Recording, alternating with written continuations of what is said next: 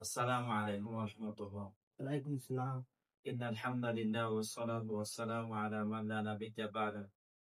أما بعد فأعوذ بالله من الشيطان الرجيم. بسم الله الرحمن الرحيم. آمنوا كما آمن الناس. وقال تعالى رضي الله عنهم ورضوا عنه. সম্মানিত দর্শক শ্রোতা সকলকে জানাচ্ছি আন্তরিক শুভেচ্ছা ও অভিনন্দন। ইনশাআল্লাহ আল্লাহ তাআলা যেন তৌফিক দান করে আজ আমরা কথা বলবো আদালতে সাহাবা নিয়ে। সাহাবায়ে কেরামের ন্যায়পরায়ণতা এবং সাহাবায়ে কেরাম যে মিয়ারে হক তথা সত্যের মাপকাঠি, এই বিষয়টা নিয়ে কথা বলা জরুরি মনে করতেছে। তার কারণ হলো সমাজের আনাচে কানাচে সাহাবায়ে কেরামের ব্যাপারে দূষণীয় কিছু কথাবার্তা বর্তমান আমাদের সমাজের মধ্যে শোনা যাইতেছে, যেটা মাঝখানে অনেক বছর ছিল না, প্রায় 15-16 বছর ছিল না। আমার নতুন করে এই আলাপ করতেছে সাহাবায়ে কেরামের দোষ চর্চা নিয়ে বিভিন্ন কথা, সাহাবায়ে কেরামের নামে মিথ্যা তুহমত দেওয়া, সাহাবায়ে কেরামের হচ্ছে শানে যায় না এমন সব শব্দ চয়ন করা। এখন ব্যাপারটা হলো, দেখেন, সাহাবায়ে কেরাম মিয়ারুল হক তথা সত্যের মাপকাঠি। তার কারণ হলো আল্লাহ তাআলা আমাদেরকে সাহাবায়ে কেরামের মতো ঈমান আনতে বলেছেন। রব্বুল আলামিন বলেন আমিনু কামা আমানান নাস, তথা সাহাবায়ে কেরাম যেইভাবে ঈমান আনছে তোমরা সেইভাবে ঈমান আনো। সাহাবায়ে কেরামের শান ও মানের ব্যাপারে রব্বুল আলামিন বলেন রাদিয়াল্লাহু আনহুম ওয়া রাদু আন, তথা সাহাবায়ে কেরামের উপরে আল্লাহ তাআলা সন্তুষ্ট এবং আল্লাহ রাসূলের সমস্ত সাহাবীরাও আল্লাহ তাআলার উপরে সন্তুষ্ট। এরপরে আল্লাহ তাআলা অন্যত্র বলছেন ওয়াসাবিকুনাল আউয়ালুন মিনাল মুহাজিরিন ওয়াল আনসার ওয়াল্লাযীনা তাবাউহুম বিইহসান। এখানেও সাহাবাদের ব্যাপারে আল্লাহ প্রশংসা করেছেন।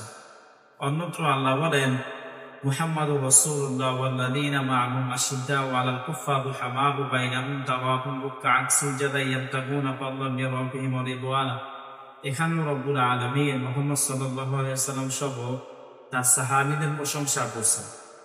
আল্লাহ রাসূল সাল্লাল্লাহু আলাইহি ওয়াসাল্লাম থেকে সাহাবায়ে কেরামের শান ও মানের ব্যাপারে একাধিক হাদিস আসছে এবং আমাদের আসলাফদের থেকে মশহুর এক বক্তব্য আছে। আসলাফ বলেন আসহাবিকা, এটা হচ্ছে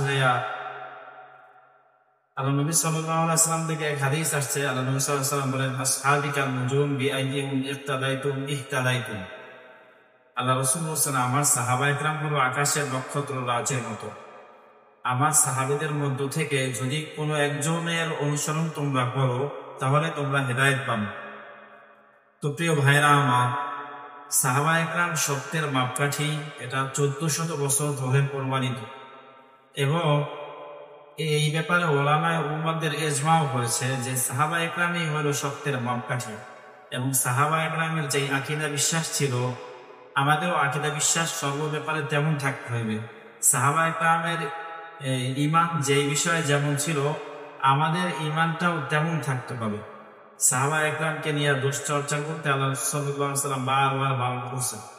এমনকি সাহাবায়ে কেরাম সাল্লাল্লাহু আলাইহি ওয়াসাল্লামের ইত্তেবায়ের ব্যাপারে ইবনে মাজার মধ্যে আলাদা বাব কায়েম হয়েছে। সেখানে আল্লাহ নবী সাল্লাল্লাহু আলাইহি ওয়াসাল্লাম বলছেন, সম্ভবত ইবনে মাজার 38 নম্বর হাদিস, আলাইকুম বিসুন্নতি ওয়া সুন্নতি খুলাফায়ে রাশিদিন আল মাহদিয়্যিন। আল্লাহ রাসূল বলেছেন তোমাদের জন্য আবশ্যকীয় কর্তব্য হইল যে তোমরা আমার সুন্নাতের পাশাপাশি আমার যে খুলাফায়ে রাশিদিন আছে তাদের সুন্নাতকেও মানবা। অন্য হাদিসের মধ্যে আল্লাহ নবী সাল্লাল্লাহু আলাইহি ওয়াসাল্লাম আবু বকর সিদ্দিক রাদিয়াল্লাহু তাআলা আনহু, ফারুক আযম ওমর ফারুক রাদিয়াল্লাহু তাআলা আনহুর নাম নিয়ে তাদের অনুসরণ করতে বলছে। অন্যত্র ইবনে মাসউদ, আব্দুল্লাহ ইবনে আব্বাসের অনুসরণ করার কথা বলা হয়েছে। এক কথায় সমস্ত সাহাবায়ে কেরাম হলো আমাদের অনুসরণীয় ব্যক্তিত্ব। ইসলামের পথে থাকতে হইলে, শরিয়ত সম্মতভাবে পৃথিবীতে চলতে হইলে সাহাবায়ে কেরামের আদর্শ অনুসরণ করার কোনো বিকল্প নাই। তো প্রিয় ভাইয়েরা আমার, আমরা সাহাবায়ে কেরামের ব্যাপারে কোনো কথা বলার সময়, কোনো বক্তব্য দেওয়ার সময় তাদের শান, তাদের মান, ইসলামের জন্য তাদের কুরবানি, এই বিষয়গুলোর প্রতি খুব লক্ষ্য করার চেষ্টা করুন। আল্লাহ তাআলা আমাদের সকলকে তৌফিক দান করুন। আমিন।